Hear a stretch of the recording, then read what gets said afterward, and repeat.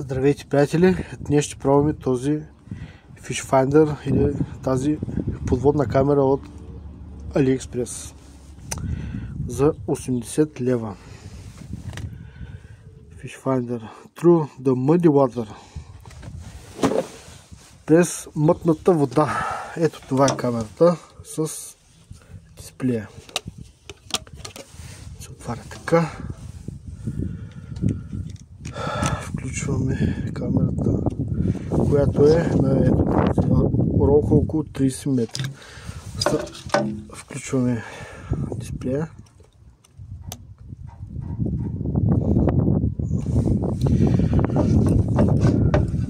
Самата камера съм вързал към един метод фидер хранилка.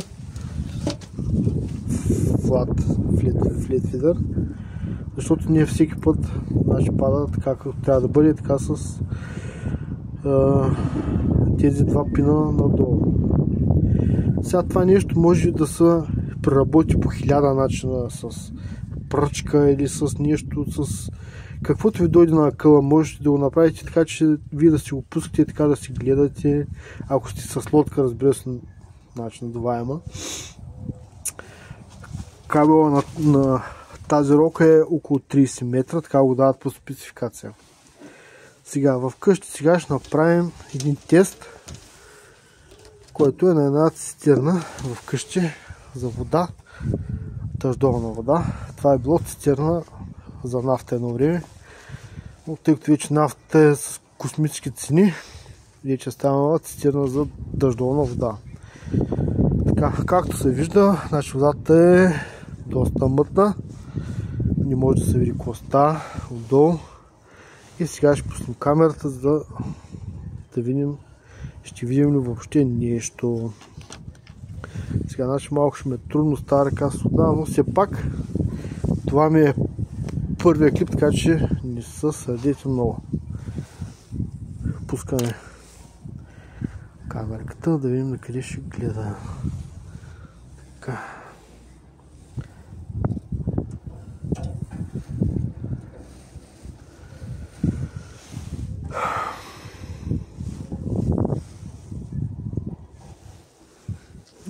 Горе-долу значи е паднала. Така, все пак.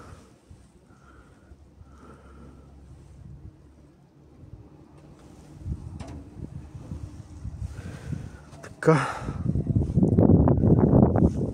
Значи дам да се вижда добре. Така, с това нещо сега примерно можете да се видите дъното, ако сте в лодката, дали има там камък или чакъл, или миди, или пък е тиня. Аз не казвам, че с това нещо ще видите къде е точно рибата, за да отидете да я вкарате монтажа в нейната уста. Но, примерно, ако се чуете, защото сонара показва едно, но съвсем е друго да го видите така на живо какво става отдолу. Сега е с тази арматура съм сложил и тук горе-долу е така да се види за какво става въпрос. Да, ето така. Аз съм гледал клип на един украинец, който беше направил нещо подобно с Deeper, мисля, че беше. Какво значи показва на сонара и какво точно е под водата. Човека беше направил така с една дълга пръчка, да кажем. Беше закачил една такава камера отпред и той нали, в лодка беше, същевременно гледа сонара, какво му показва, и в това време пускаше долу с камерата да видим какво точно е. И мога да ви кажа, че това беше Deeper Chirp. Chirp, което е технологията Chirp, само че не е две, ами едно, което пак не е наш никак ефтин сонар. И това, което показваше сонара, и това, което беше на камерата, мога да кажа, че не винаги съвпадаш. И това е за сега. Следващия ми е тест, така да кажем, когато имам време, защото сега нямам просто времето да го направя, а пък и не е много топло. Ще пробвам тази камера с лодката за захранване, да я вкарам на колкото може, 30 метра, така, колкото е този кабел, да я вкарам на 30 метра и да видим какво става по дъното на някой язовир. Това е за сега от мен.